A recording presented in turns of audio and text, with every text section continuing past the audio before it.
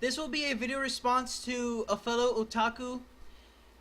His title of the video is the definition of anime.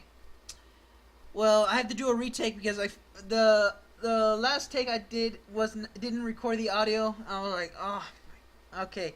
I have to plug in my mic and everything. So, when he defined the anime, the definition of anime, it has to come from Japan, or people from Japan have to make it. You know what I mean? It has to come from Japan, in other words, to be considered an anime. That was the basic definition of anime.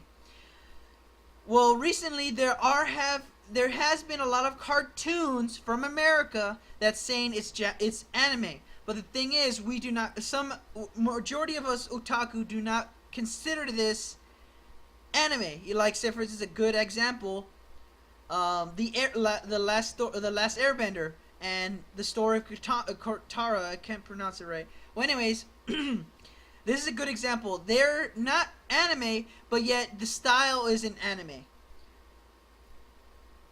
There's a fine line where this is considered an anime, but it's not anime because it's not in Japan, but it's the art style is from Japan, or is considered anime. This is a really big fine because he pointed this out. I'm like, he's right, because this is not anime, but yet a lot of cartoons are starting to say, oh, this is anime, but the definition of anime is not anime. You know what I mean? It's not. It does not follow within the guidelines of anime. But is it really considered anime? Because he did put up a good example. If you were to take a studio from Japan with all the employees and move it to America, is it considered anime? No, it's no longer considered anime. Or is it really considered anime because it's the like, it really has broken the definition. Or we need a new definition for these new types of cartoons. But I will point out, because he only pointed out 2 of 3 major things to be considered an anime. 1, he said it has to be from Japan. 2, it has to be people from Japan that make it. But my third, it has to have a manga. You know what I mean?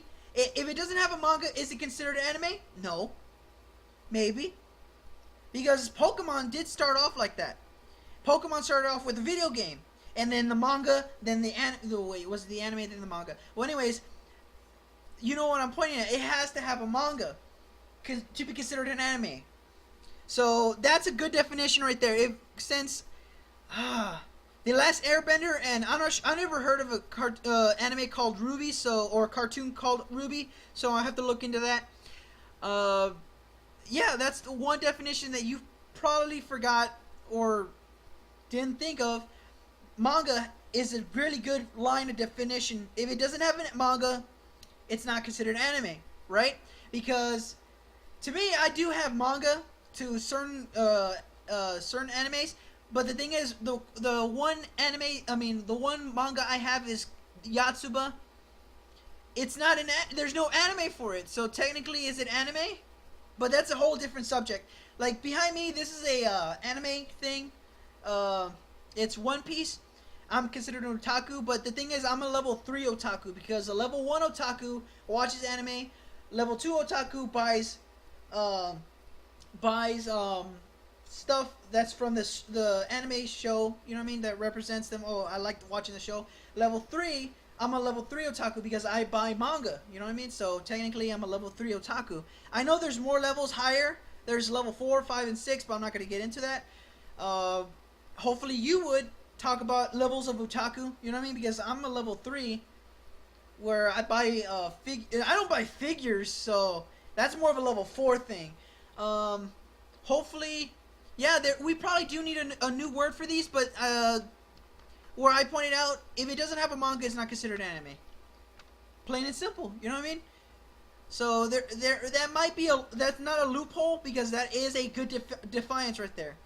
So I don't know if you want to point it out on your next video. So I recently subscribed because I was just searching around for anime stuff, and I was like, oh, okay. And you review a lot of good animes, and because of you, I found a lot of good stuff. and hopefully I rely on you on your upcoming videos. Yeah, laters. That's my repost. Laters.